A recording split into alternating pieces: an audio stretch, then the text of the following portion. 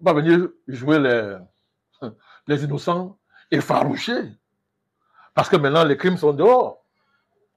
Donc, tant qu'il n'y a pas les crimes dehors, tant que Kagame n'était pas exposé au monde, c'était normal. Pourquoi il ne parlait pas pourquoi? Mais ces problèmes existent depuis très longtemps. Depuis 30 ans. Que Paul Kagame était génocidaire.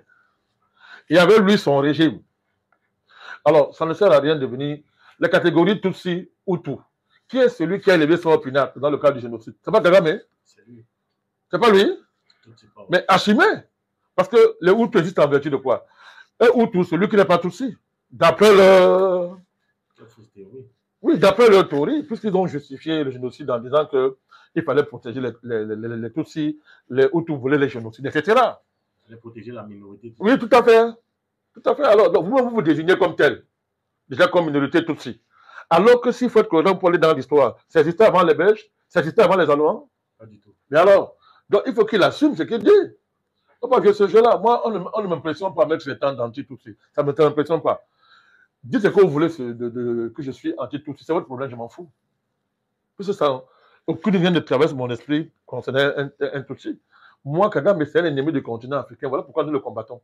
C'est un traître. En plus, c'est un génocidaire, c'est un criminel. C'est un buveur de sang. Lui et les gens de son régime. C'est un fait.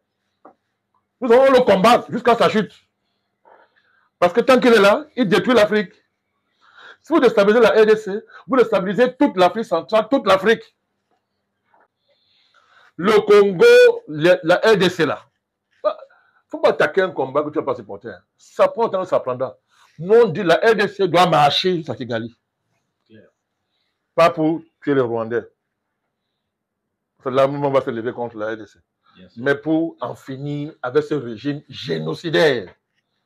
Génocidaire, dirigé par un des plus grands criminels de l'histoire de l'Afrique, Paul Kagame. Qui en plus veut qu'on lui tire le chapeau, qu'on se lève quand il est dans la salle, comme l'autre jour, il allait s'asseoir avec ses amis sous-prédateurs, il arrive, on se lève. On a vu Museveni, un vieux père comme ça, enlever son chapeau. Ses jours sont comptés. Il va chuter.